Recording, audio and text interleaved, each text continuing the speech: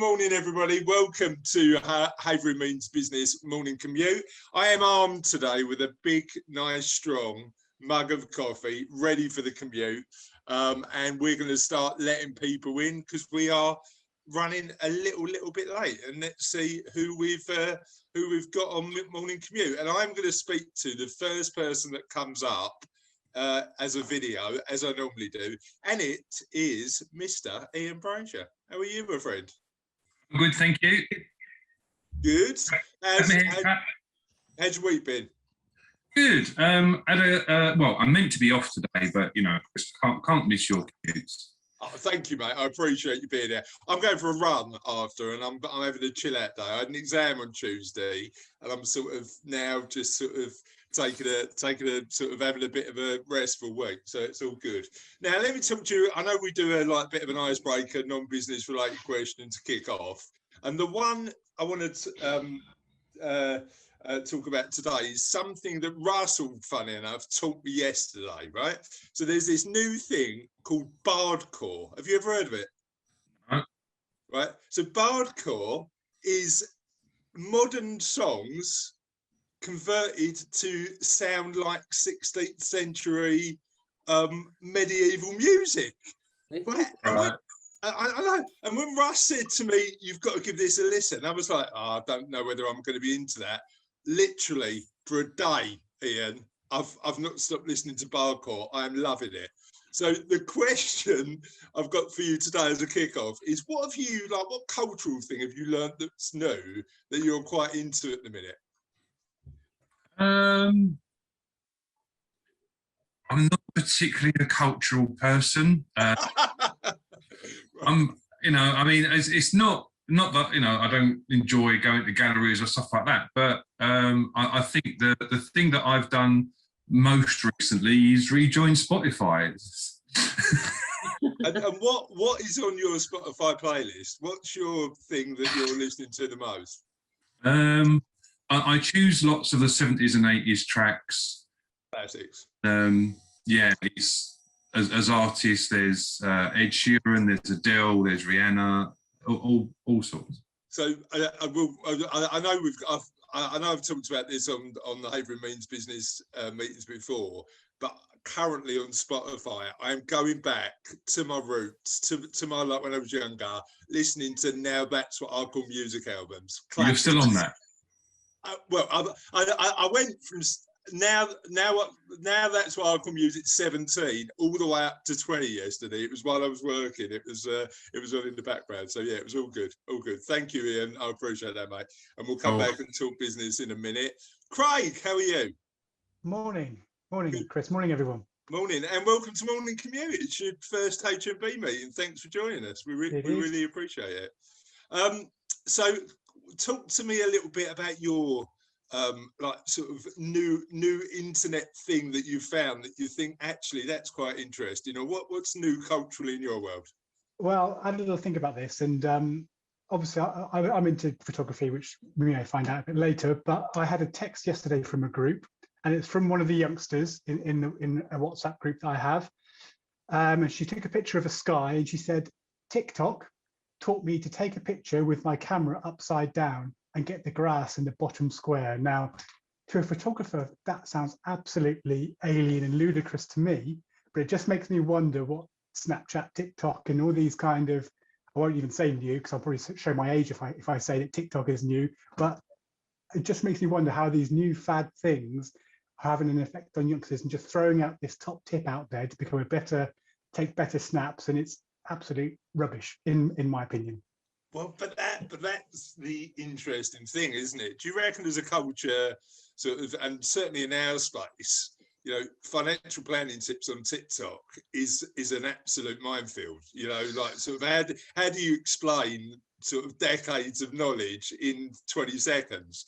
And my thought on it is a bit twofold, because it's also potentially quite a useful tool to educate, but does everything get lost in the noise? I don't know. What do you think? I do. I mean, we live in a digital age where you put things on your Facebook feed and Instagram feed, and it's the fad today, and it seems to be gone forever tomorrow. And don't get me wrong, I'm not that old school where everything has to be printed and put on the wall, but I do kind of fear that you know, my breed or you know, the old style kind of, especially when it comes to photography and feeds, is kind of going. And I had an interesting chat the other night about, you know, what images are potentially lost now because they're on digital feeds and on someone's hard drive and never to be seen, whereas years ago, yeah, it would be in a Printed them book, it would out. be printed, it'd be in a gallery, and it Yeah. inspires a generation today. What's going to inspire, you know, people in 50, 100 years time? Yeah, I mean, one of the good things, and we'll talk a little bit about this later on, is have you seen that new ranking program that's coming on BBC4 about photography? I haven't yet, no. We'll talk about it later on. It looks amazing, so we'll have that more detailed chat. Leslie, how are you? I'm good. Now the good news is you are part of a bit of an internet phenomenon already because you're part of the choir, right? Yeah, How's that going? it's good. We're learning Lovely Day at the moment. We just finished that. Oh, So we're doing Proud Mary next, I think. great song, great song, love it. Should be a lot of fun. That sounds amazing. And what other like internet like stuff have you found on the web and you thought that's quite interesting? My mum used to sew a lot, and I do a bit, but I haven't for ages. And then my daughter started sewing, and now I found a website with lots of sewing stuff on it. So it's a lady who lives in Florida, and she writes loads of things and advice and talks about surges, which I think in English is an overlocker, but she explains how to do things. So I found lots of useful patterns and things that I can use if I want to make odd things. You know, like there's this clever sort of things she's worked out. I made some pajama shorts and there's no side seams, and Okay. I didn't need a pattern. So it was like, wow, that was really easy. It just makes your life a bit easier when you're sewing, Yeah. right? Oh, cool. Yeah. Okay, great stuff. Well, thank you for that. We'll talk It's not very business. business-like.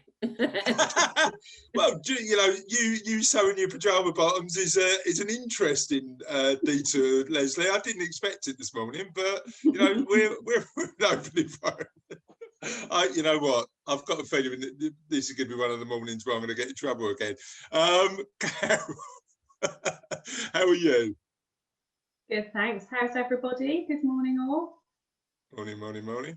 I don't know if Terry's outdoing Phil with his tan. It looks like he's had a bit of sun as well. Clearly, he's spent a week on the golf course. I mean, at least. Talk to me about what you found on the internet recently that you think, actually, that's quite interesting. Well, I was sitting here thinking, no, I haven't found anything on the internet because I only do old-fashioned stuff. But my 14-year-old daughter obviously doesn't want to follow recipes of BBC Good Food and things. So we found Fit Waffle on Instagram. And it's this obviously very slender and beautiful lady who clearly doesn't eat any of this stuff, but she takes by literally saying, hey guys, today we're making this. And she tips it all into a bowl, she puts it into a perfect tin, and it goes in the oven and it comes out wonderful. So we made her really soft chocolate cake the other day and it was amazing. So yeah, literally Fit Waffle. I'm waiting for her to do something healthy, but I don't think it's going to happen. So we'll stick with the cakes. Yeah, I wonder how much she actually eats of the food. That's probably none, right? She doesn't look like she eats any of it, but she does look very happy. So that's the important thing. Good stuff. All right, well, thanks for that, and we'll come on and talk business earlier on. Now, are we going to wait, Carol? Just so we know, we had a conversation on the phone earlier this week, and you almost gave me your winner of your week. Not only 2 hours early, but like 3 days early. We are going to leave it to the end, aren't we? just don't mention it and we'll be okay. But I'm very All right, no worries. That sounds good to me. Terry, clearly you're too busy on the golf course, mate, to look at the internet. It's networking. You know that. Yeah, well, you know, some of us are actually working, mate, as opposed to, but you know, whatever works for you. Talk to me about your most recent internet find? Well, everything that, or the only access I get to the internet in any kind of decent amount of time is with my grandson. So, kids YouTube, Yeah. Ryan's World, I think it's called, where they just do some, the 5-year-old kid describes what he's doing, and the most amazing thing was the Lego setup, Lego trains.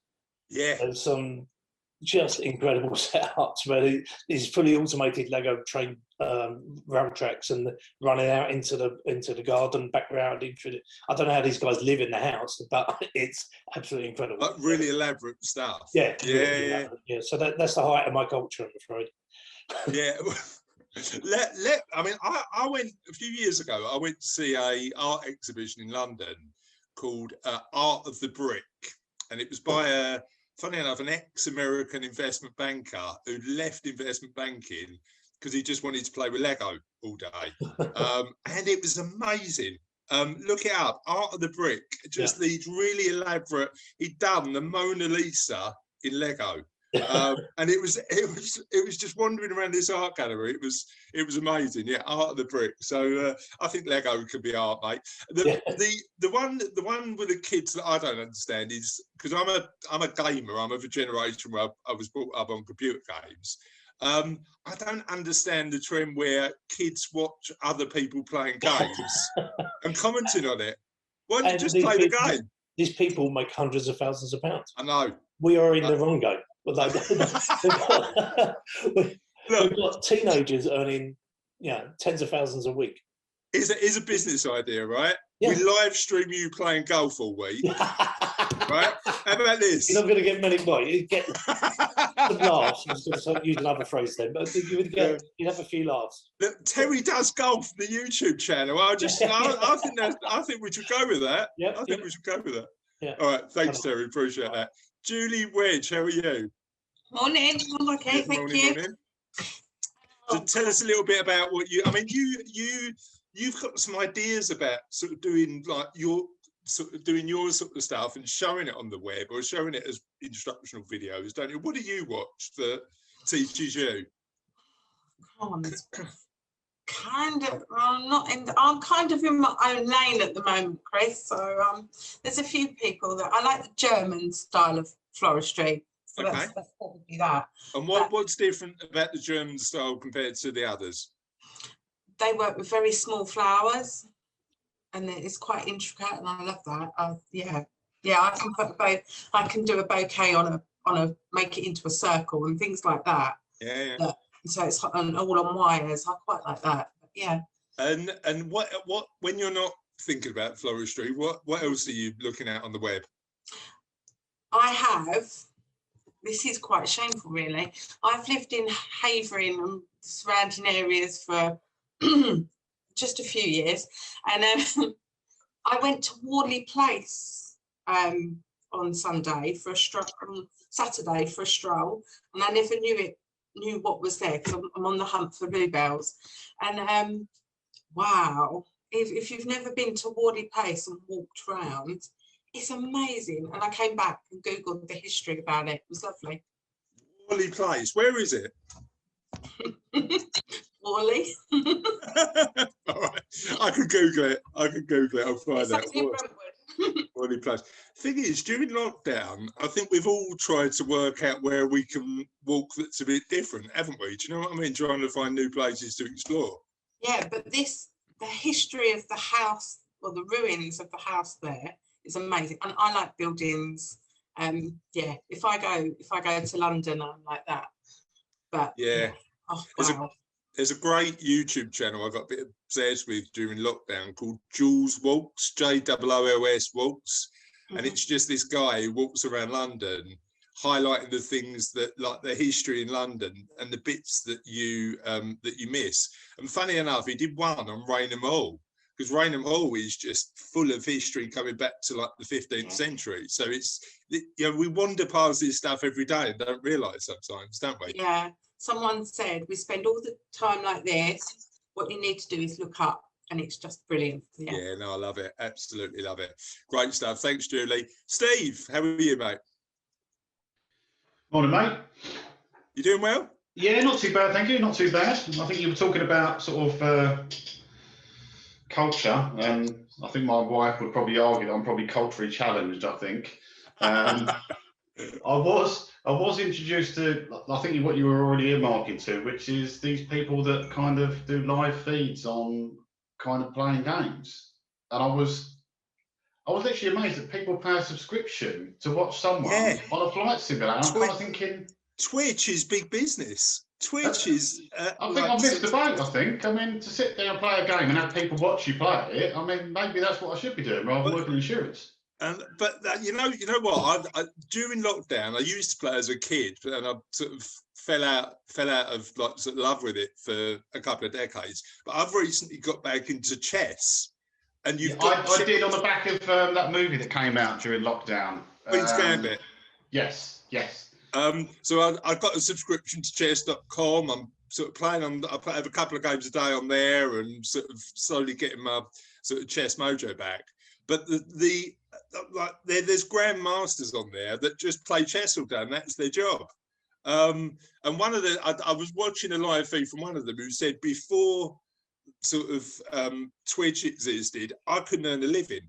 So it's interesting how these just new jobs are being created by, just people doing stuff they love, isn't it? I'm just wondering if anyone wants to do a live feed on me when I do insurance every day and just pay me on top of what I already do. Can we combine it with Terry's golf channel? Maybe we need we need an HMB live that we just like 24/7 just follows one of the HMB community doing something just flip really between members, yeah. Yeah, I'm not convinced it's going to catch on, to be honest with you, Steve. But we can try. Phil, how are you? I'm good, thank you. Right, just hold on. I just what Carol's just said on the notes. I'm looking forward to the merch. Now, I am guilty of like when we launched the podcast. When we started getting a bit of an audience for the podcast, and I wear it on HMB meeting once, I did get Kindness Project t-shirts done, and I am tempted to get myself a HMB polo. I am genuinely interested in getting myself one of them. So that might be next on my cards, because you're quite merched up. Every time I see you at a boot camp, you've got all your Fit Squad merch. Yeah. What was the reason for that? Well, I guess it's, I don't know, shamelessly plugging my brand wherever I walk around. It's free advertising, I guess. And yeah, it's kind of like, I don't know, I just thought I wanted to set myself apart from sort of a lot of other people. And I think it just sets a good tone, sets a good image. I think that's why I did it. And obviously it's good active wear and everything. And the idea was kind of later on down the line, I wanted to try things out, so that later on there may be sort of like Fit Squad Bootcamp merch and stuff. So I was trying things out to see what was good, what wasn't. So yeah, that was it. Makes sense. And talk to me about either the new internet things happening in your life or in your kids' life, because like when you've got young kids, it's normally guided by them, isn't it? Yeah. So unfortunately, my Instagram feed ends up getting taken over by things that my kids want to watch. So it's not always relevant to what I watch. So my reels are kind of flooded with like the sort of like Instagram people doing like dance reels and stuff at the moment. But it boggles my brain on how they do some of them. To be honest, I'm not that coordinated, not quite.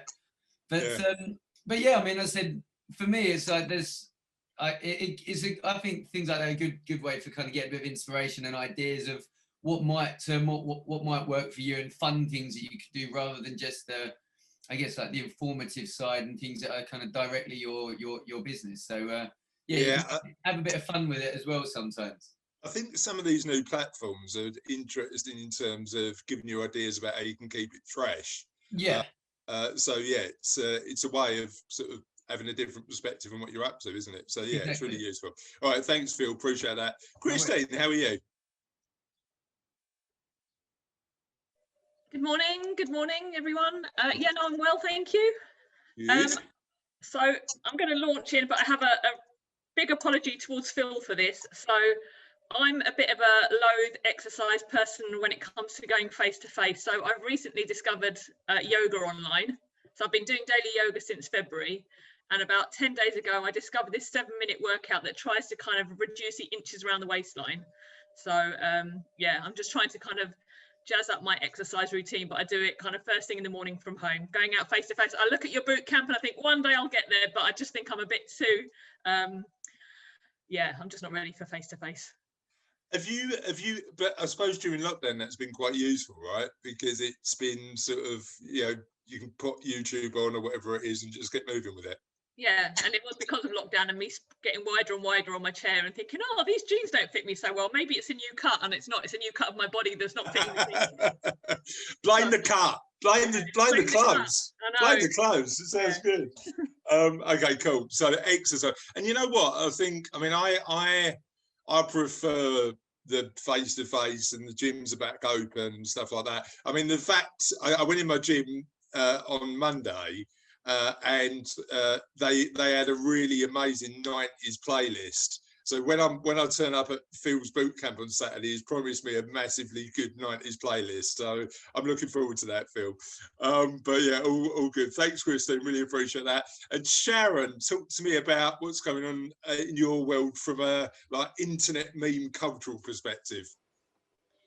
I think mine's a bit like Ian's. I've just rediscovered Spotify, and you're going to laugh. So you have to promise not to laugh, all of you. Otherwise, if you laugh, I can't tell you, right? So I've been listening to Don Williams. Now I'm really showing my age. And having this big debate with my son, I think he's brought you into this, Chris, where he says people of our age shouldn't be touching technology anyway. I mean, it depends on what, I mean, Josh has said that to me, Sharon, but it depends on what age you're talking about. I mean, you know, what am I? I'm 43. I'm still allowed to have a bit of access to technology, right? Apparently not. You know what? I did. The kids persuaded me to do a Hamilton, because we're a bit obsessed with Hamilton the musical in our house.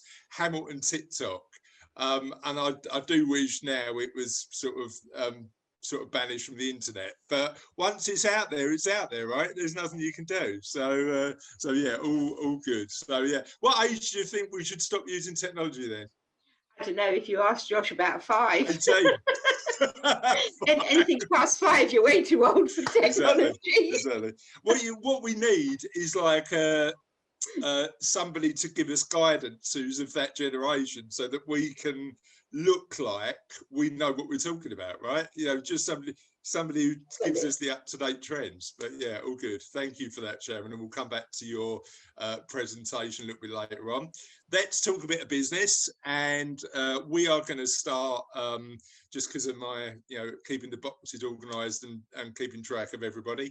We're going to start with Ian. Ian, talk to me about what's going on in your world business-wise. I'm just coming to the end of the work on the website, and that's been the main thrust of stuff over the last week. Proofreading. I've got some client meetings next week, so I'm preparing for them as well. But as I've been looking around to see on different browsers and stuff, what's happening to my website now, I've actually found you put in my URL, and individual pages from my website, they're still going to be there, but of course you can't reach them yet because I've delinked it, but it's still there, so people can still get snippets of what I'm about, and also it's highlighting other places where my website is mentioned. So I don't know if this is a trick that you might want to pick up on, Chris, because I think because HMB is relatively new, my HMB membership isn't coming up. It is to another networking group. Interesting. You know, so it is really interesting, and you know, however much, you know, we think we know what we need to know, when you look around, it's amazing the kind of things that you pick up. And as you know me, I'm always up for learning something new, and this kind of thing, it expands your mind to say, yeah, they really do kind of mean it when you go searching for something in particular. Doing a shout out for Christine here, but SEO really works. You know, you get the right things in your website, or you're looking for something particular, then yeah, it really does boost what you're looking for without even knowing it. So Ian, what you're trying to tell us is you've spent this week Googling yourself, right? In various ways, yeah, on various browsers. But I mean, we'll come on to. I mean, that raises an interesting point, because certainly we'll have a look at it from the HMB perspective, because you know that's the first time this has been raised. So Ras is busily scripts. Christine's got some tips on this. So because Christine supports us and the HMB website, she will have some stuff to share. But the thing that I was going to raise with Christine when we get round to her is. When you're logged into Google, does that have an impact on what comes up if you Google your own name? Does that make sense? Because it's skewed, isn't it? So yes and no. Because my website is down, and I actually searched for my website on various browsers, it shows what it now sees for your website. So because the main website's down, it picked up my most popular blog. It picked up my LinkedIn page, my Facebook page, picked up other things about the company, and it didn't show even the maintenance page. That didn't come up anywhere. Right. So you know, interesting stuff. And yeah, we'll hear from Christine later as to maybe as to why that is. Definitely.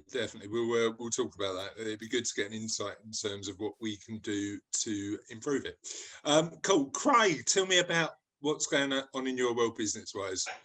So obviously the last 12 months being weddings and events, etc., photographer has given me the opportunity to explore different ways of, I guess, promoting people's business and making them visually appealing and so on. So it's allowed me to get a different license to my drone license. So I'm offering obviously drone aerial footage and photography. Obviously that can be done very remotely, it can be done in isolation as well, and very safely. So the aerial side of my business, I don't want to say is taking off, pardon the pun, but it's doing well. And also being a boy in his gadgets, I've also explored into time lapses and motion lapses. So I've got gadgets now that you can record or take a photo of a scene every however often you want, 2 seconds, 5 seconds, 10 seconds over a period of time. And then you've got a good, hopefully interesting 10, 20, 30-second video clip of a sped up process, a capture in time, basically. And with motion lapses that can kind of pan as well. So I'm kind of, I guess it's all very well doing it in Collier Row here, but I want to go to Canary Wharf and get a nice sunset and get some traffic trails and things like that. And I think that will really showcase what a motion lapse can and can't do. Then I guess it's applying that to local businesses and seeing how, if we can apply that to help them.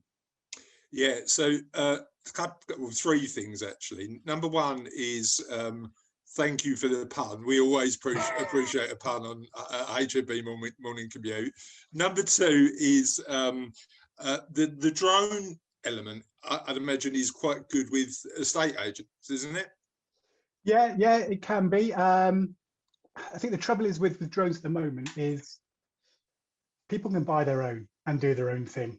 Now, if you're not, believe it or not, even if an estate agent staff member gets their own drone, flies it up and it's for the business, that is still illegal unless they are actually a professional trained drone pilot. Okay. They are not allowed to do that commercially, even if it's for their own kind of employer own business and so on. So there's still a competition between those that are professionally trained and insured and so on, and those that can just buy one off the shelf and whack it up for a quick cup of coffee or a tenner in the back pocket. Yeah, you know what though, you know that, I mean, we could have this debate forever about the difference between amateur and professional, couldn't we? Right? You know, it's in all our sectors as well. So I don't think you're ever going to compete with people who want to do it themselves, and that's fine. Yeah, it's just it's an interesting perspective, isn't it? And then I suppose the other one, in terms of having a conversation with a member of the HMB community, I'm going to make you an introduction into, do you know Simon Lewin and Glenn Addis at East London Business Place? No, I don't. Because they're, okay, I'll talk to you about it after, but I think that would be a good connection for you. So I'll make sure that happens after the meeting. So thank you, Craig. Really appreciate that. Leslie, talk to me about what's going on in your world business-wise. I've been to a real client's place and actually visited. A lot of it was outside, but some of it was inside. It was very interesting. It was down in Kent, and it's an above ground burial, which sounds bizarre, but it's the most beautiful place you have ever seen. It is all light and airy and pale marble, and it's just the most gorgeous place. And apparently it's something that happens a lot in Spain and Italy. They do it, but here, yeah, it's a Mediterranean thing. Mexico is the famous place for above ground burial, isn't it? But this is absolutely stunning. So I've been writing their brochure for them. So I'm waiting for the designer to finish the designy bits. So I've done the words. It's only a little brochure. It's like a little trifold for they're just launching. So it's. And what was it like seeing a client actually in person doing that sort of stuff? Well, we were masked up. Okay. But it's really nice to sit on the sofa. The designer wasn't able to come, so she was on Zoom. But we had, we walked around the site, and I think it made a big difference in that kind of place for me to actually see it, to be there, because you feel the environment, the ambience, if you like. So yeah. I mean, I'm loving the last couple of weeks because we've actually been seeing clients, and it's just different, isn't it? Yeah, I've been Love it with a friend, which is my daughter's YouTube. She's got a YouTube channel now called Driving Miss Ellie, which is all about classic cars. So that's sort of going great guns now. I mean, you didn't mention that in the internet meme element. I mean, come on. Yeah, but that's not mine, it's Ellie's. Oh yeah, fair enough. You can. We're all allowed to promote our kids, though. That's and she's. I haven't seen all the videos yet, but I've seen the stills, and she's dressed to go with the car, so she's actually costumed up. Oh, love it. This is just what's in her wardrobe normally, though, with Ellie. Yeah. So has Ellie always been into vintage cars then, or is this a? She's a bit of a petrol head. Yeah, gotcha. I mean, the first one they did was hers, and she's got a Golf Cabriolet Mark II. So, yeah. I literally. Are you a car person or not? Yeah. What's your car of choice? I've got an Audi convertible, so yeah, but 4-seater, so that I can stuff the grown-up children in the back when necessary when they arrive at airports. Yeah, exactly, and just make sure you've got enough space. Great stuff. And this afternoon, I'm doing a free webinar on what stops people getting the message on your website. So Christine will like this. It's how people process information. So it's all about removing the barriers between the message and the reader. Can you is it still open for tickets? Yeah. Can you post it on the Sure. group? Is that all right? Absolutely. Yeah, if you post it in the group, we'll make sure we share it. And what I don't want you to preempt what you're going to share in the webinar, clearly, but what's the one of the tips that you're going to be sharing? Well, it's about reversed out writing. Really, one of them is if you have white writing or light writing on a darker background, the brain doesn't process the content in the same way. So it's okay for big headlines and things where you've got big fat bold letter, because that sort of floats on the background. Where you've got 12 point, it creates a sort of dazzle effect, and the brain's working much harder to understand what the lines are to make the words then it's a lot of your brain power is involved in getting your eyes to work properly and not in processing the content that's there. But this is interesting. So one of the tips that I don't know if this is absolute nonsense or not. It's not one I've tried, but I thought it was interesting. Somebody said to me, when you're writing up the study notes for an exam, write them up in Times New Roman or whatever you choose to use, and then convert it into Comic Sans. And I was like, I cannot read pages and pages of notes in Comic Sans. And they went, the reason apparently it works is because you need to focus more on uglier fonts than more elegant fonts. I don't know whether that's nonsense or not. Well, they did a university study on fancy fonts, and the comprehension level on fancy fonts dropped like a stone. All right, so, interesting. I don't know whose idea that was. I mean, Comic Sans not a difficult to read font. No, but it's just that because it's quite childlike. It's like you're not used to seeing text in it. You get freestyle or something like that. Now you're talking a curly whirly font. You know, that's really hard to read. Yeah, I don't know. I haven't tried it yet, and I'm not doing bad exam-wise, so I don't think I'll use it, to be honest. But it was interesting, I would say. Carol, talk to me about what's going on business-wise for you. Busy week in the world of leaflet distribution. Yes, getting a bit, really busy at the moment. I think we need to have a look at the way we're doing, in a good way, obviously, but look at the way we're doing some things, because it's getting, the days are getting longer, let's say, and we've been building IKEA beds this week as well, which is fun. But as last week, I know everyone was really excited to see some of my leaflets last week, so I've got some more for you.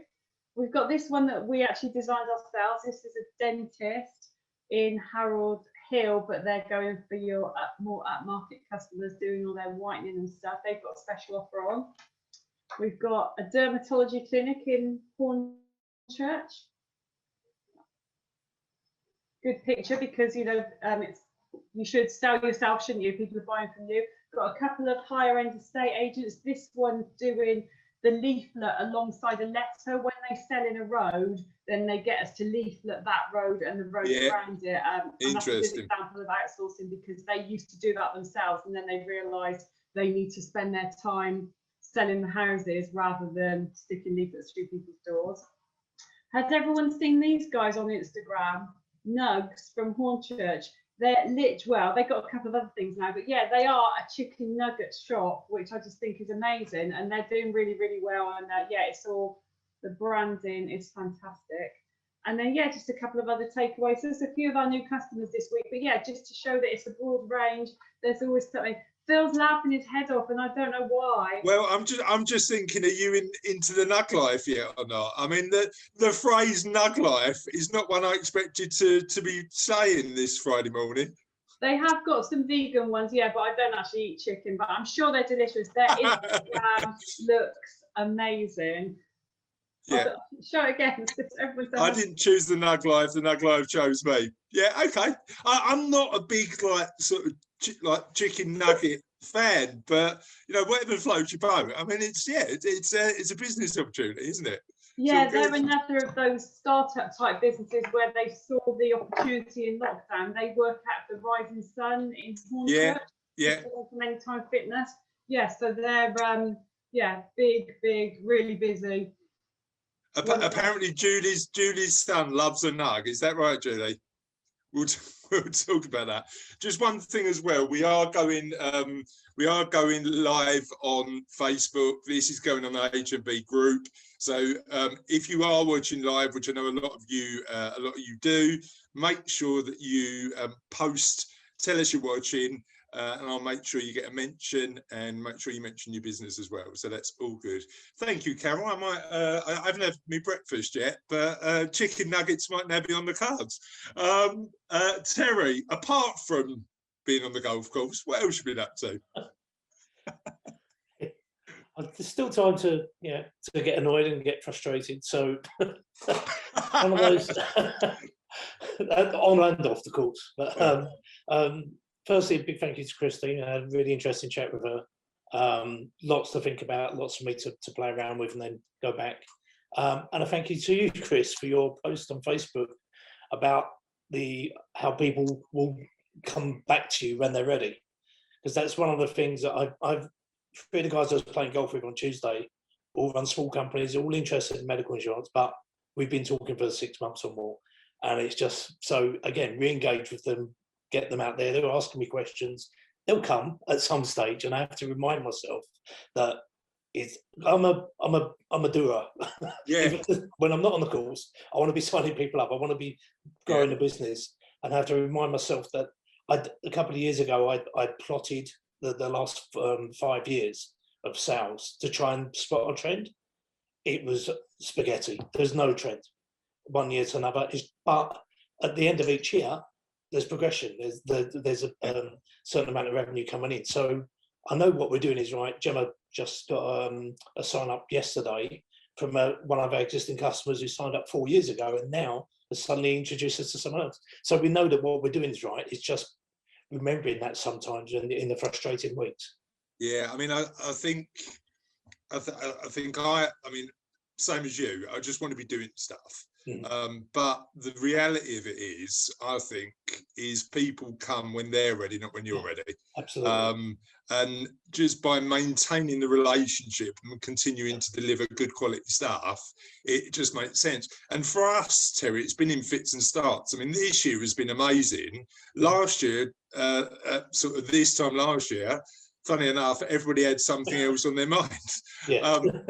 But it's just about maintaining that consistency. Yeah. It's a weird one because, you know, time-wise, you know, I could spend all my time doing Savello work at the minute and not do any sort of this sort of marketing and sort of biz dev and stuff like that. But I don't think you should stop. Do you know what I mean? Because you don't know what ripples happen when you that's right. do it. It's remembering that everything you do is going to have a small impact, but it won't be immediately. And that's why we try and maintain our different access to market, really. And it's interesting because a lot of and again, it depends on a bunch of stuff, including the cost of our services and stuff like that. But a lot of the emails I get now are, we want to work with you. And you know, it's been 10 years in the making, so it's not been quick, but it's about creating that magnet, isn't it? You know, that magnet where people are attracted to your business. You know, not 100% convinced we've got it perfect, but it's not giving in, is it? It's being consistent, just making sure you're always there, so people just think of you when they think of the need. And then you get emails like that, and it's like, if you're having a particularly bad week, it's a bit of validation as well, isn't it? It's like, I am on the right track. But yeah, it's still good, mate. Thank you for that. I appreciate that. And I absolutely agree. Are you for a game of golf today? No. My grandson is in having a minor operation this morning, so we're just waiting to hear from him. He's just gone down, so we're just going to be giving him big hugs when he comes out. Oh, 100%. I hope that goes well, mate. I hope that goes well. Julie, talk to me about what's going on in your world. Okay, talking about people that lurk and watch you, I'm really excited this week. Tomorrow, I'm doing a photo. I've been asked to do a photo shoot with, and I'm being paid. So I'm going to supply all the flowers for a photo shoot. And when Mr. Wedge saw the photos of what I was going to be styling, he went, I'll come and help. That sounds really exciting. Tell us about that. Yeah, there's someone, and she's doing an underwear shoot, and she's hired a big brand house, and I'm going along to work with some models and on their bits and pieces. So where is it? I can't say. Oh, so it's confidential. Oh, right, okay. Yeah, and I'm just waiting to see that if I'm hoping, because I'm supplying some of the flowers at cost, I will be able to do a bit of promotion. So amazing. And was the Mr. Wedge, did they say, no worries, come along and help? Not allowed. He's bad. I'd be too depressed. Okay, fair enough. I'm not going to volunteer because that will get me in too much trouble, clearly. But yeah, all good. Well, that sounds really exciting. And when are we going to be able to see that? hopefully within 2 weeks. So Cool. yeah, she might be able to send some bits out sooner, but I'm just chuffed because photo shoots are kind of what I wanted to do, and I've never ever thought of looking at that side of things. I've always, a bit Craig would understand, always thought, oh, it's all about promoting my bouquets and things like that, and actually it's not. No, it's flowers as art, isn't it? It's flowers as, yeah, I get it. Yeah, yeah. I love that. Me. That is super exciting. Good stuff. Well, we look forward to seeing when that all happens. So yeah, let me know. Let me know. That'd be good. Steve, talk to me about what's going on in your world work-wise. Yeah, it's been a very good week.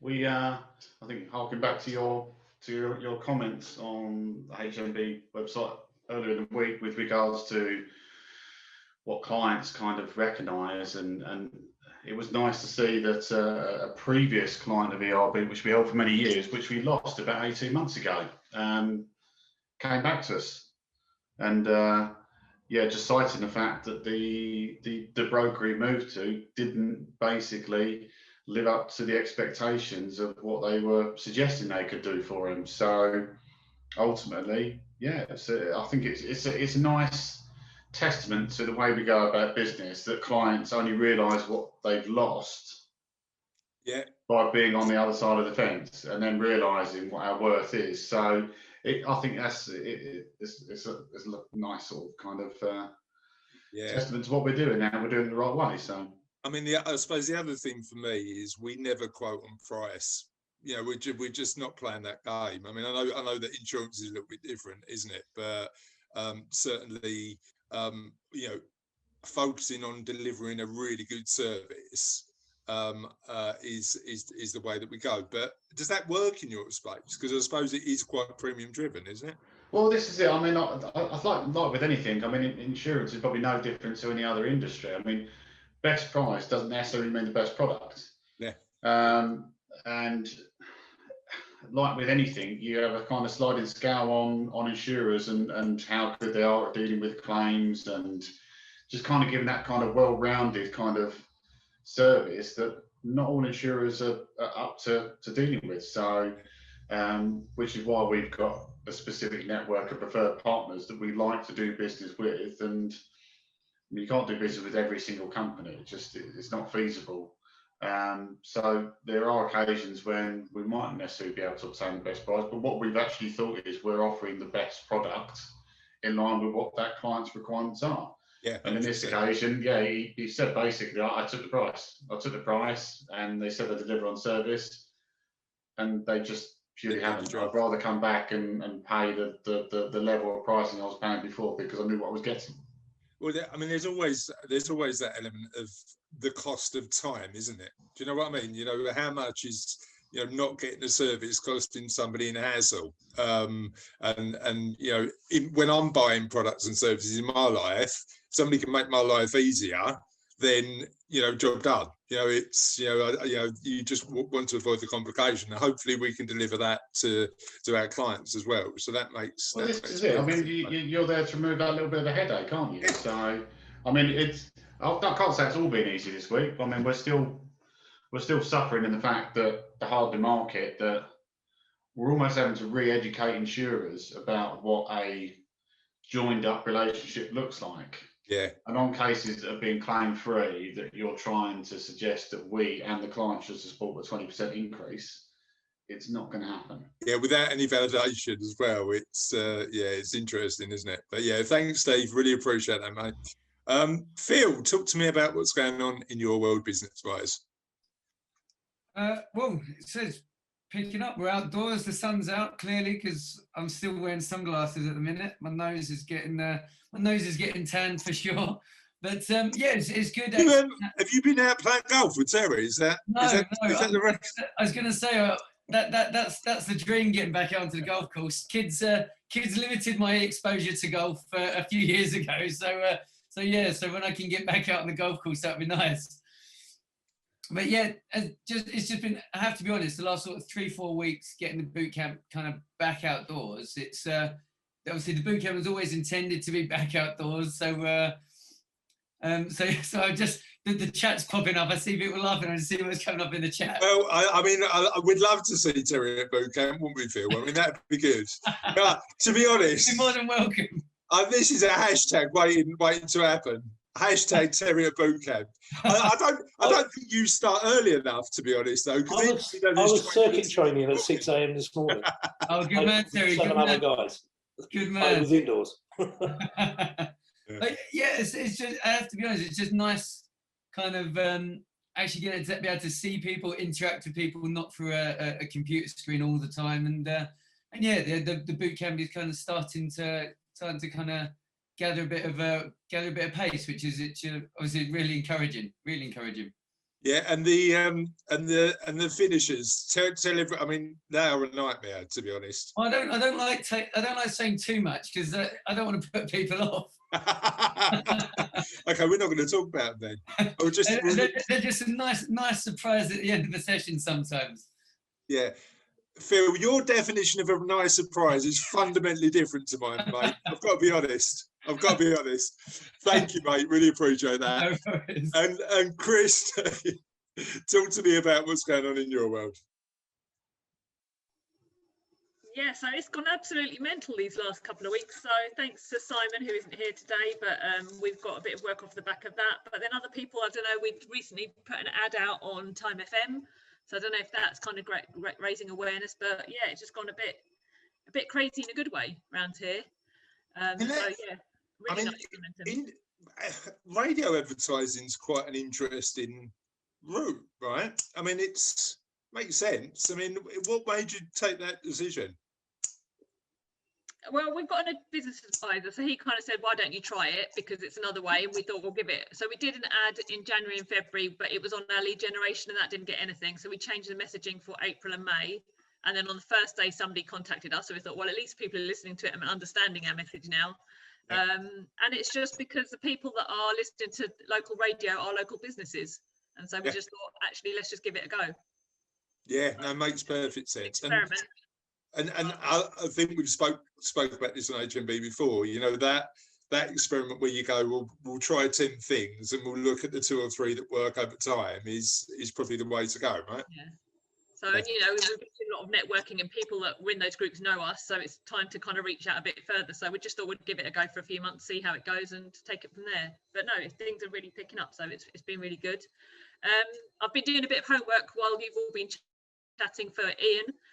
So a few things that I've picked up. There's some things I need to talk with Russ, but one of the reasons why it may not be showing under iBreak as the Havering Means Business membership is that the website is still quite young for Havering Means Business. So it takes time for that to be picked up, recognised and seen as an authority. So that could be one reason.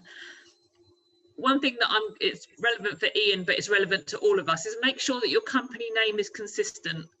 So iBray is written as one word in some instances, in some of your listings, 2 words as in other areas. You've got iBray Limited, you've got iBray, you've got iBray Limited Ltd.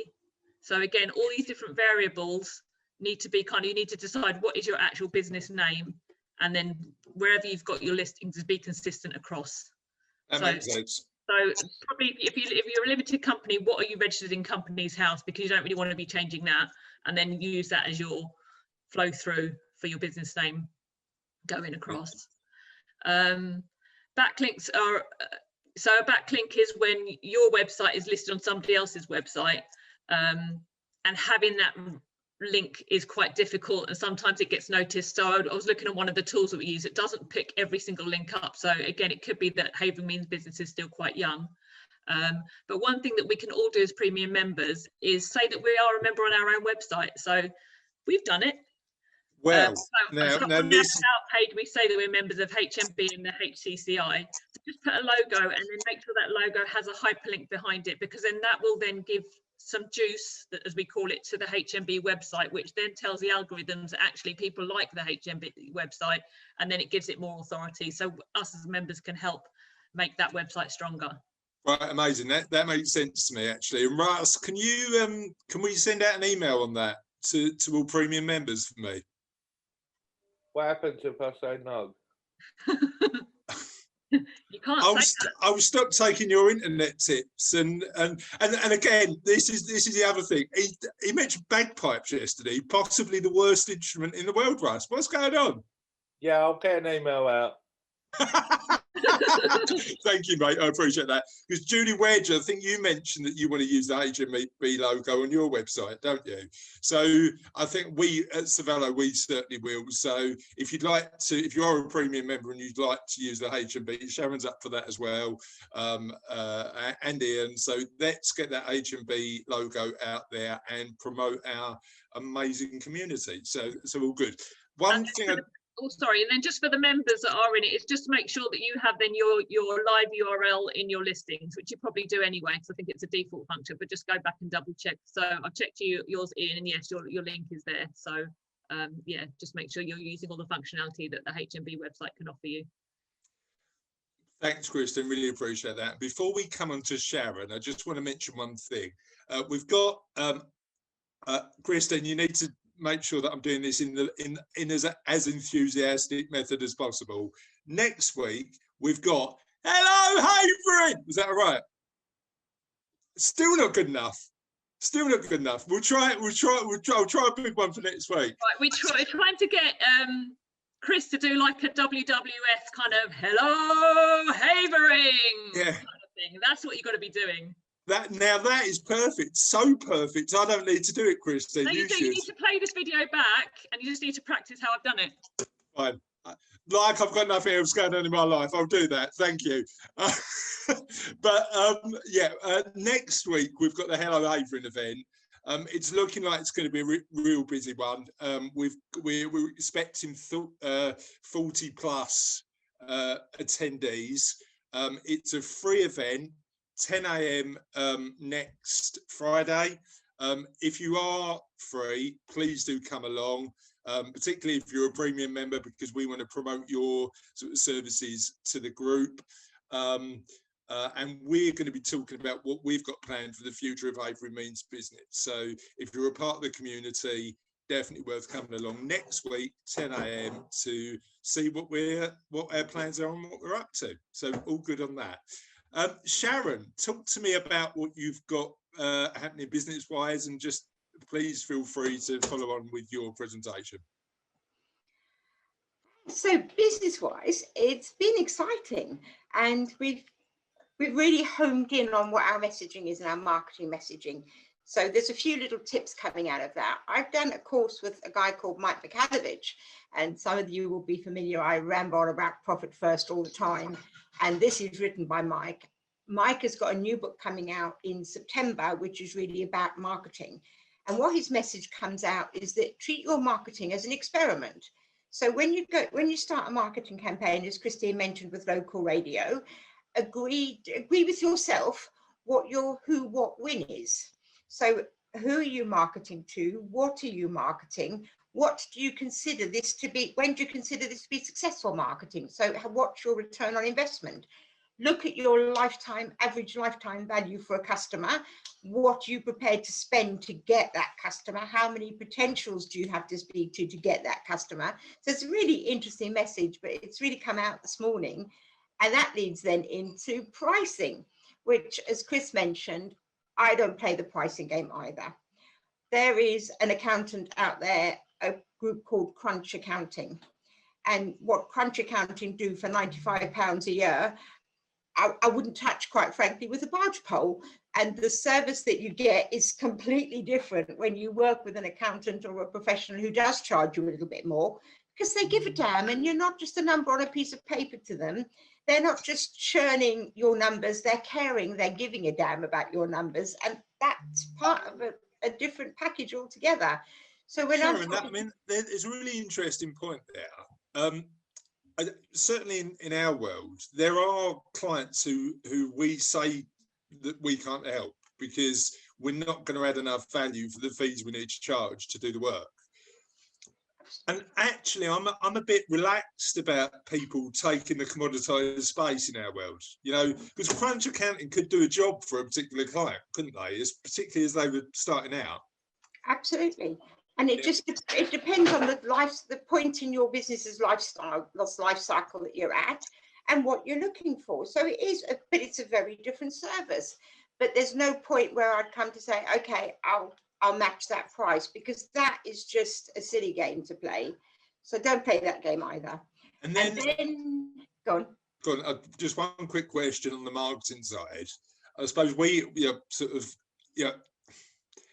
so we're having a bit of an experiment at the minute with Google Ads at Cervelo.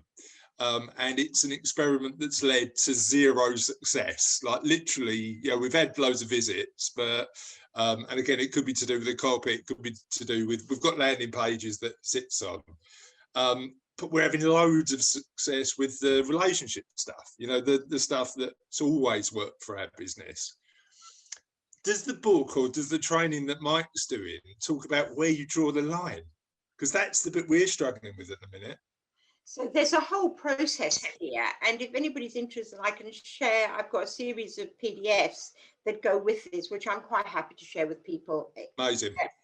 And it goes through, and effectively you agree with yourself at the beginning that if you are not hitting this target, then you don't call this a success. You stop, you try something else. Yeah.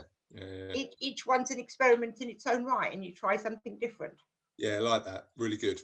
And talking of experiments, Carol, we need to talk about an experiment. And the other point then was on this bit about when your customers buy and keeping front and center. So the other point that comes out is only 5% of your audience are probably ready to buy now when they read your stuff. 40% may be ready within the next year.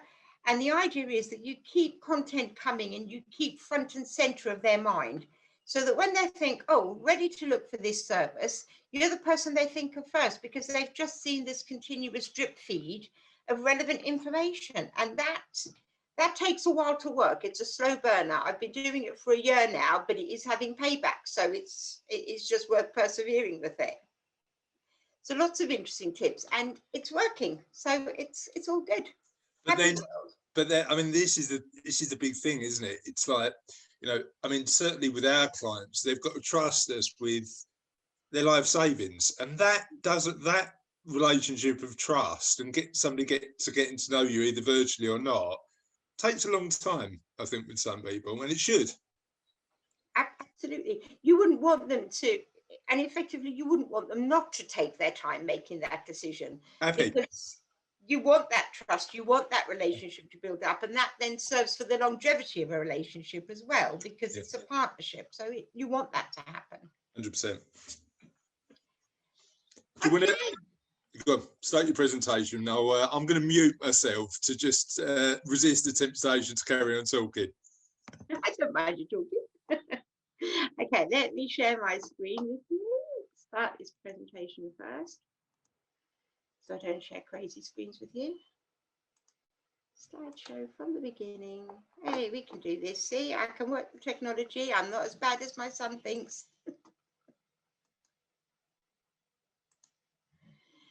Okay, so hopefully now you can see that. Is that a thumbs up from anybody? Yay, excellent. Okay, so the question here is, what do you know? And as Chris and I have just been talking about, what do you know about your clients? So, and if I said to you, so Russ has got a little poll running in the background. So if I asked you who your top clients were, what would you say? Would you say, I know exactly who they are? And then do you think you'd be right? Would you say, my best guess is? Or would you say, it's XYZ, I do loads of work for them?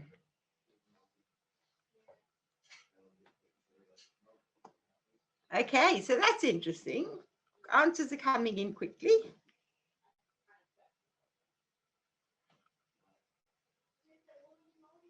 Okay, give it a few more seconds. Are we all done? Okay, so the majority say that they know exactly who their best clients are, and you think you're going to be right. There are a few that say my best guess is, and there's one or a couple, only 11%, that say actually, I know exactly, I do loads of work for them. So point behind this question is, how do you define your top clients? And reason for asking, I've worked with a marketing agency and they took on Aston Martin as a client. And they were really, really proud of this. And a bit like Chris mentioned before we were talking about taking on a client that's a kudos client. And this client was really a kudos client. They did loads and loads of work for them. But 5 months into the relationship, Aston Martin hadn't paid them a single penny.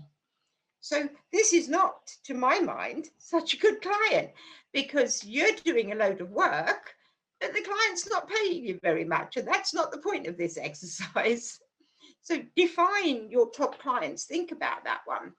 So for this morning, what we're going to cover, we're going to have a look at tweaking your pricing and the impact that can have. We're also going to have a look at understanding the importance of your top relationships, be it with customers and suppliers, and the risk of reliance on a small number of either suppliers or customers. And then average customer spend and what would happen if you increase that. So all of these are food for thought. And then where you store your profit, which is a bit of a topical one for me at the moment. So some of you may have heard me mention this before. So positive impact on tweaking your pricing. So every year, as we all know, cost of living goes up. And we should be looking at our pricing to do regular incremental increases to reflect this.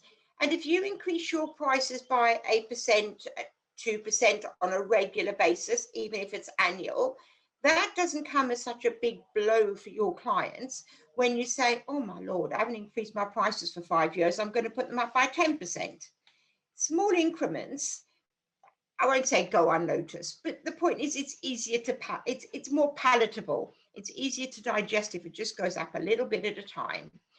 And if in putting your prices up, you lose a client or 2 clients, what's the impact on your bottom line? So you're doing a bit less work, but the point is your prices have gone up, so you've got more coming in. So your profits are either improving or staying the same for a bit less work that you're doing. So this little exercise in really knowing your customers and understanding your pricing, just to push it up by a little bit, isn't always a bad thing. And people fear away and you think, oh no, I can't put my prices up, I'll lose clients. But they may be clients, as we've touched on, that you might want to lose, because if they're not profitable and you're not gaining from this relationship, then it's not such a good relationship for you to have. Russ, very quickly, I didn't look what time I started. So can you give me a few minutes warning, please? Yeah, I'll make sure that happens. Thank you. So it's something just to consider on pricing. So the next thing then is your top customers. It is really, really important to have an understanding and a very clear understanding of who your top customers are, who brings in the highest revenues, how much time are you spending on them, how profitable are they? Because then you work, and when you know that this is something that really works well, you look for similar customers in that same league. So you build on this process. And the customers that are bubbling along at the bottom that are just sort of dripping in, well, those are the ones you don't really want to concentrate on finding too many of, because they're not going to fuel your fire efficiently or quickly enough. So understand your customers, know what you're looking for. And that's not just your niche, but really the types of people that you want to work with. I make it a bit of a rule. I need to like my clients. It's very important for me that I can build a good, solid relationship with them, and that we do become friends. I work with, and distance doesn't have an issue here, because one of my clients is in Spain at the moment. She got stuck out there before lockdown, hasn't been able to come back, and now she's in a point where she's had to become a Spanish resident.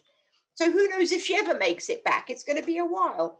And we have the most incredible relationship that we've built up on Zoom. So much so, I was talking to her the other day, the kids were in the background as they do, kids, pets, something making a noise. And she said to me, don't worry, she said, we're friends. And that's the sort of relationship that you need with your clients, because then they stick with you. So longevity is important. Also important to know about your suppliers and the risk of reliance on a few small suppliers. So if, for example, I'll use Carol is an example here, because hers is a good one I can think of. If Carol works with a particular printer and she's always using the same printer and always using the same printer, and tomorrow he's not there, or she for that matter, what's the impact on your business? So understand your suppliers, understand what percentage of your income you're spending with which suppliers, because those are the suppliers. If you're spending 50% of your income with a supplier, they should be treating you like gold dust. And you should be able to effectively tap into that relationship, but also have a contingency plan so that if for whatever reason they aren't there tomorrow, have a backup plan.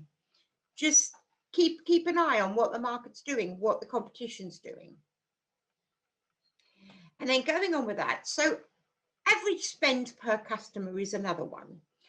If you are working with a client that you can effectively upsell to, and if, for example, for Carol, if she's just dropping leaflets to 10 roads, and suddenly she can work with them and they want leaflets dropping to 20 roads, that's a much more effective and far more economical way to grow your business than finding new clients and spending a load on advertising. Part of this is also word of mouth. And if your average customer is spending a little bit more with you, again, your bottom line's going up that little bit more. So it's ways to improve your profitability without, I won't say without doing a load of legwork, because it could be a load of legwork, but just streamlining that process and getting more into your bank account effectively, which is what we all do this for. And then it's a question of where you choose to store your profit. So I've already mentioned profit first. I'm a very big believer in profit first. And one of the big messages that comes out of profit first, and I know Chris is ploughing his way through this one at the moment, is to really cap what you run your company on and decide that this is, Mike Mikhailovich reckons for your average company, 30%. So he says he works on a figure called your real revenue. And what your real revenue is, it's money coming into your bank as opposed to how much you've invoiced. You then take out of that any money that you owe in taxes. So if you're VAT registered, for example, money coming into your bank is going to contain some of your VAT. Take that out. You also take out anything that you've invoiced a client for, which is just direct cost effectively. So if, for example, and I'm picking on Carol here again, if Carol's bought a load of ink and she's directly invoiced her client for that ink as part of her invoice, you remove that because that's just giving you back money that you've laid out. And then the bit that's left is what Mike would refer to as your real revenue. And what he says is split that then into pots. So the first pot and the biggest pot goes to pay you as the business owner so that you always know you have an income in this business. Another pot is for savings, another pot's for long-term savings. Fourth pot is for tax. And the last pot is what's left. And that's what you aim to run your business on. So you're very, very aware of what you choose to spend and effectively where you choose to store your profit. So a story you may have heard me mention before, I've got a client who had somebody doing their procurement and she was great. She always bought things when they were on special. But she bought a load of highlighters, boxes of 12 different coloured highlighters. And she's the only person who uses said highlighters, which is great, but the things go dry, don't they? And then you go to use the highlighters, and what do you do? They've gone dry, so you bin them. So you were storing your profit in your stationery cupboard. You've now popped it in the bin. Now where are you storing your profit? Can't recommend that approach. It is not a good storage place for your profit, guys. Keep it instead in the bank. So think about what you're buying. And Mike's view is that you go through your bank statements for an average of 3 months. You could do this online or physical bank statements, whichever your preference. And you highlight or you mark the expenses that are absolutely essential for your business. That if you didn't spend this, your business could not run. Then you look at the things that make the boat go faster. So this could be partly your marketing. And everything else, really, really question, do you need that? And if you decide you don't, decide to store your profit somewhere else and keep it in the bank. So that's the big message. So increase your profitability. There's little tweaks you can do. And the last message here is don't be this little dog. So this little dog's looking very sad. And you can't see in the picture, but he's sitting next to his owner, who's sitting rocking on a porch in the sunshine. And every now and again, the little dog gives a yelp. And a little boy on the pavement walking past says to the old man, he says, "Old man, why is your dog yelping?" And the old man says, "Well, because he's sitting on a nail." And the little boy says, "But why is he sitting on a nail? Why doesn't he move?" And the old man replies, "Because he's not in enough pain." So the point here is, don't sit in pain. There are people out there that can help and support you. Tap into them. Use the relationships. Get the support that you need to move your business to that next level. And don't be the little dog sitting on a nail. Okay, I'm going to stop sharing now. And if anybody's got any questions, they can ask Grace. Cheers, Sharon. I'll leave the accountancy stuff to you. I mean, the interesting thing is that brilliant presentation, by the way, and I love the dog story. One really interesting thing is that concept of profit first. In our world, we call it pay yourself first in the personal finance world, but similar sort of concept. Why are we doing it? Are we rewarding ourselves for the work that we're doing? But interestingly, how do you do that when you first start out? Because is it about applying those principles at the outset, or is it about, you know, just gradually evolving to that profit first model? What do you think?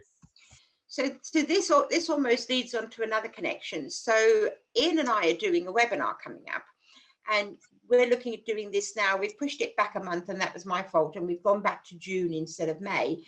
But that's looking at what you need to do to get your business started effectively. And I'm sure Ian can add in some bits here on this. My thoughts are that when you start a business, it's very important that you do it right from the outset.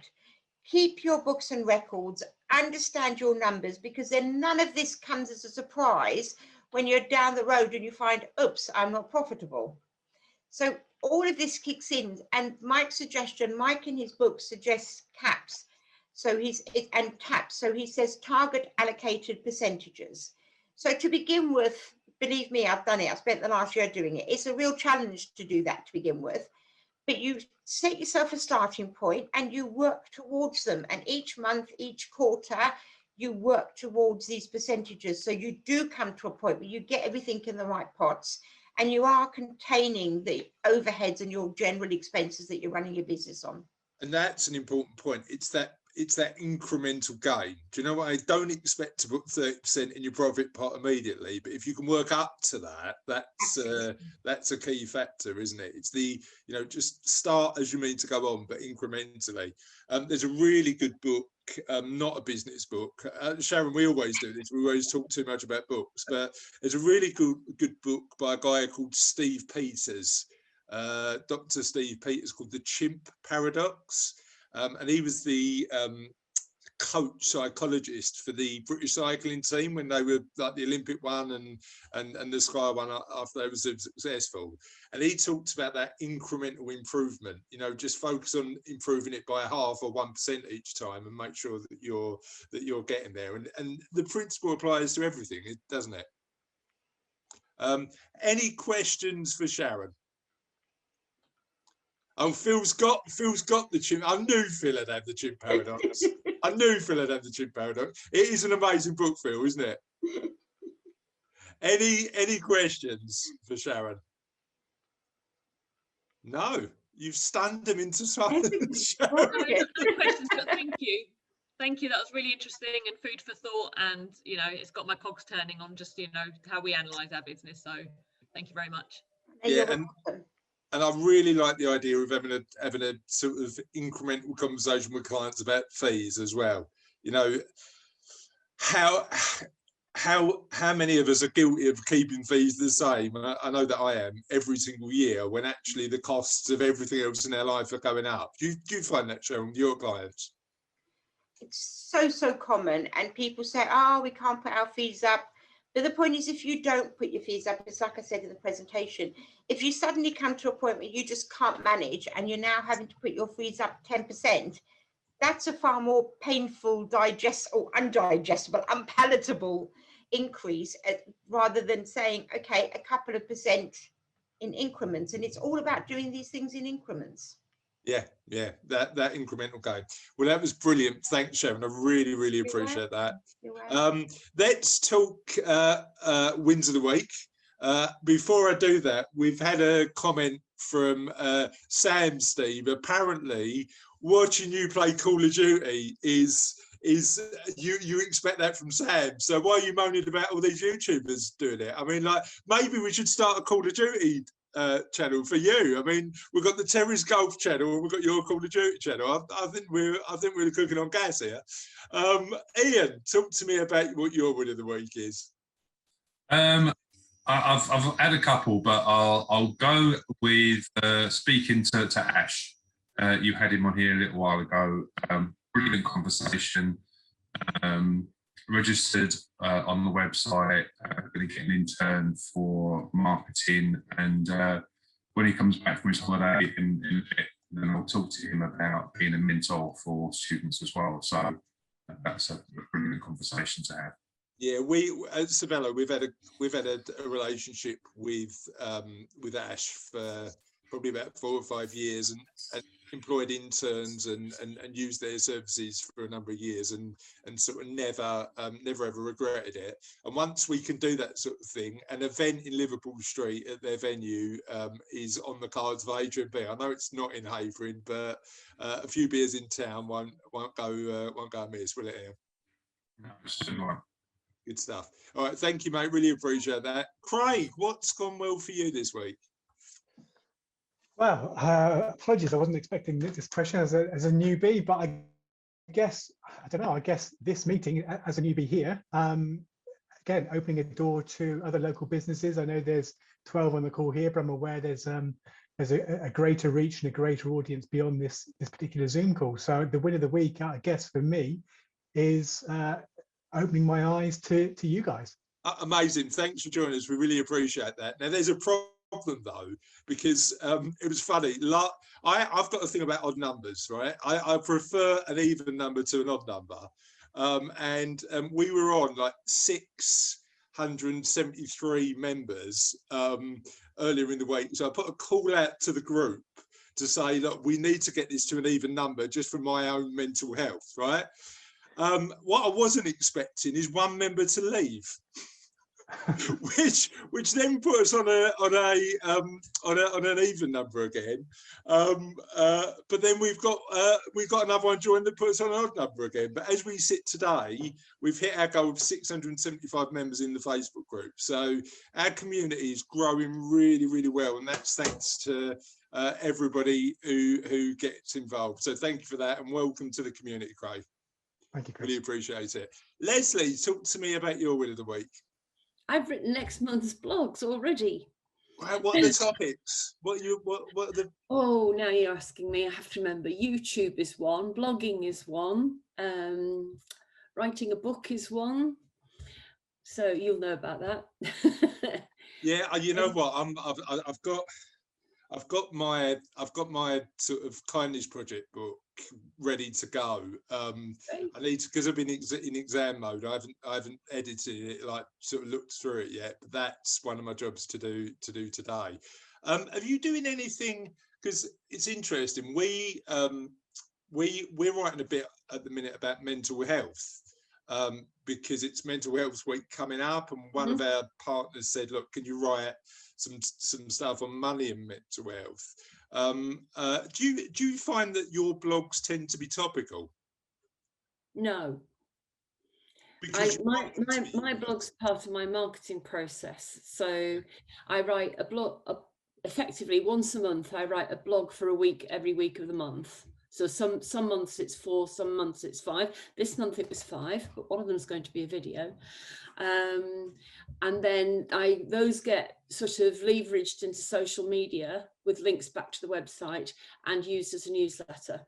Cool, love it. And so they go out as a newsletter every 2 weeks. 2 blogs go into newsletter, and I get a load of positive feedback because they're mostly educational. They're how-to, they're tips and advice and structures and processes and things. Yeah. So sharing we've talked about absolutely sharing your knowledge. So it's what I think it was Terry was saying earlier, that people then remember you when they need you. So yeah, that's my win. Amazing, great stuff. Really like that. See you later, Ian. Good to see you, mate. Bye. Carol, talk to me about your big win of the week. I'm going out for lunch and I'm going to drink wine. Sounds good. I'm very excited. It's always a work win of the week with me, isn't it? Because there's No, never personal ones are all good. Where are you going to drink wine? going to Raffles restaurant in Raffles Park. So yes, a friend's going to come and meet me, and our only restraint is she's got to be back from the school run. But yes, I'm going to come home really giggly and annoying. I can't wait. I didn't realise that restaurant, but that says you go into the park on the right hand side, isn't it? Yes, and they've got an outside terrace with heaters. Okay. Well, is that today? Yes, she's coming to get me at 11:30, so we've got plenty of time. And it sounds like she's driving as well, which is perfect. I think she's going to get the bus back to the school. No one's driving. No one's driving. No, not if you're drinking wine, definitely not. Well, have an amazing time, Carol. Thank you. All good. Funny. It's I'm excited because I've arranged to have a pint with my dad this week. That's my big personal win. 2 weeks time, I'm taking my dad out for a pint. And that was my sign that lockdown was coming to an end. So it's all good. Julie, talk to me about your win of the week. My win of the week is business. I have won my biggest wedding ever today. Great stuff. Is it as confidential as your photo shoot, or can you tell us a little bit about it? No. It's there's a lady in Upminster, and the wedding's going to happen in Brentwood Cathedral, and then everyone's going back to their house in, I don't know, it's called The Chase. It's near Cooper's. It's like a little lane you go down. Their house is enormous. It's beautiful. And I'm going to do their wedding bouquets. They've got 3 teepees in the garden, and I've been asked to decorate the front of the house. Great stuff. Huge. So yeah. Love it. Well done. Amazing stuff. Chuffed to bits. Great win. Thanks, Julie. Really appreciate that. Steve, talk to me about your win. Well, mine's a bit of a double-edged one, actually. My win would be at the beginning of the week, I managed to finish all the decorating I've been doing for the last couple of months. Good win. I like it. Was a good win. 24 hours later after I finished it, I came home to find the missus had stuck a sofa through the wall. Oh, no. So I may have had to be redoing it again. Thank you, Sam. I mean, maybe she didn't want you bored, mate. Maybe she just wanted to make sure. I think she just wants to make sure I'm busy and I'm doing something. So, like, you look like you finished. Well, let's create a little bit of extra work. Yeah, so. bit of an hole in the wall. Well, good luck with that, mate, and well done on finishing the. I saw the stairs. The stairs look amazing. I was going to say that if you're bored, because I'm useless at that sort of stuff, you can always pop around mine. It sounds like you've got enough to do with the wall. Well, yeah. Well, with the clumsy one around me, yeah, I think I'm always going to have work. I didn't know whether your win was going to be Call of Duty related as well. But in fairness, it could. Well, I think I deserve a game now after that. But yeah. All right, cheers, Steve. Thanks, mate. Phil, talk to me about your big win. So I wouldn't say like one big win. It's just I think it's I guess for me at the moment it's accumulative. Obviously with the boot camp, lots of interest, lots of inquiries for personal training, and the boot camp, getting to see people, can really start seeing the community come together, and also doing a bit of work with Carol and Martin as well. So it's a big win of the week as well. So really positive. But again, that comes back to that point, isn't it? Sometimes it's not about a big win. I mean, I'm really pleased that Julie's having a big win. But sometimes it's just about those weeks where you make those cumulative gains, that 1% stuff. Yeah. Which ultimately it's going to be the sort of the nature of my business as a whole, because it's not sort of big ticket items, things like that. It's about obviously helping people, and obviously that kind of snowballs and spirals over time. So it just goes to show, me me flooding Facebook with all my videos and everything else is really starting to pay off a little bit. Clearly, and my big win is that you've got the gym paradox. That's One of many. Yeah. Yeah, it's a good book. All right, thanks, Phil. Really appreciate that. Christine, what's your big win? My unmute is always sticky. So my big win of the week is that we have also won our biggest website client to date. Amazing. And the good news is that it was somebody who was applying for the Havering Innovation Grant. And so we did a spec saying, right, well, if they do give you this money, let's build the website the best that it can be. So it had area pages and all the service pages. And so she's getting half of that paid for by Havering Council. So even better. What sector? What do they do? She's in accounting. Okay, cool, amazing stuff. Well, that sounds really good. Amazing. So big website win on that. And Sharon. Russ, my other win of the week is I'm going on holiday later. We're going up to Norfolk Broads and we're going to Wroxham. Wroxham, right? Do you know where Wroxham is, Russ? Because you're is that near you? I don't. All right, good. Please for that. And Sharon, what's your big win? I think my biggest win of the week was I was so brave this week. So we've been shielding and I have been very, very cautious going out. But we've had our first jab. We're about to have our second one today. And last Saturday, I got brave and actually sat outside in a cafe and had some lunch, which I haven't done for 14 months on. So I was so pleased. It was amazing. Yeah. Where did you go? We went to a place in Harold Wood and we literally just drove past it, found it by accident. And it was brilliant. We will definitely be going back. Cool, good stuff. Well, that's another Havering Means Business morning commute done. Thank you for everybody for coming along. Thank you for those who have been watching on the Facebook group. I hope everybody has a really, really lovely Friday and a lovely weekend. And I'll catch up with you on the community soon. See you later. Have a good day. Bye, everyone. Bye.